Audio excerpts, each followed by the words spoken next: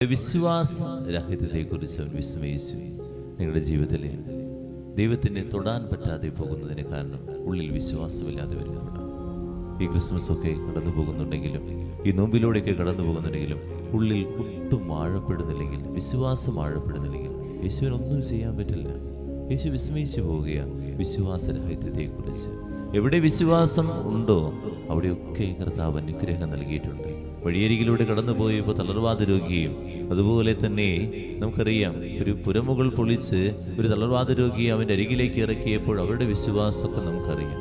ഈ വിശ്വാസം ഉണ്ടായതുകൊണ്ടാണ് യേശു അവരെയൊക്കെ തൊട്ടതും അനുഗ്രഹിച്ചതും. ഞാനിവിടെ നിൽക്കുമ്പോൾ എൻ്റെ ഉള്ളിൽ വിശ്വാസരാഹിത്യം നടക്കോ ഇല്ലേ എന്നൊരു ചിന്തയുമായിട്ടാണ് നിൽക്കുന്നെങ്കിൽ ദൈവത്തിന് നമ്മളെ നോക്കി വിസ്മയിക്കാനേ മാത്രമേ പറ്റുള്ളൂ. ദൈവം എന്നെ നോക്കി വിസ്മയിക്കുകയാണോ എന്ന് ആത്മശോധന ചെയ്യാം. ഈ നോമ്പിൽ എൻ്റെ പ്രവൃത്തികളൊക്കെ കണ്ട് വിസ്മയിച്ചു പോവുകയോ, എന്നെ തൊടാൻ പറ്റുന്നില്ലേ, ദൈവത്തിന് എന്നെ സ്പർശിക്കാൻ പറ്റാത്ത രീതിയിൽ ഞാൻ അത്രയും അകന്നു പോയിക്കൊണ്ടിരിക്കുകയാണ്. പ്രവൃത്തി കുറേ കാണിക്കുന്നുണ്ട്, എന്നാൽ ഉള്ളിൽ ആഴമേറിയ വിശ്വാസമില്ലാതെയാണ് ഞാൻ ജീവിക്കുന്നതെന്ന് ആത്മശോധന ചെയ്യും. ദൈവമേ, എൻ്റെ വിശ്വാസം വർദ്ധിപ്പിക്കണമേ എന്ന് ശിഷ്യരുടെ ഒരു പ്രാർത്ഥനയുണ്ട്. ആ പ്രാർത്ഥന തന്നെയായിരിക്കണം ഈ നിമിഷവും നമ്മുടെ ഉള്ളിൽ ഉണ്ടാകേണ്ടത്. ഓരോ ദിവസവും നമ്മൾ ഇങ്ങനെ പ്രാർത്ഥിച്ചുകൊണ്ടിരിക്കണം.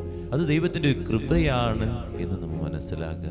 ഒരിക്കലും അപ്പനും അമ്മയും എടുത്ത് നൽകിയതെന്നല്ല, അപ്പനും അമ്മയും പകർന്നു നൽകി. പിന്നെ അത് ആഴപ്പെടേണ്ടത് ദൈവം ഓരോ കൃപ ഇങ്ങനെ നൽകിക്കൊണ്ടിരിക്കുമ്പോൾ, ആ കൃപ നമ്മിൽ നിറയാതെ വരുമ്പോൾ വിശ്വാസം ആഴപ്പെടില്ലല്ലോ. അതുകൊണ്ട് ദാഹത്തോടെ എളിമയോടെ കർത്താവിൻ്റെ സന്നിധിയിൽ നിന്ന് പ്രാർത്ഥിക്കാം. ദൈവമേ, വിശ്വാസം ആഴപ്പെടുത്തുകയും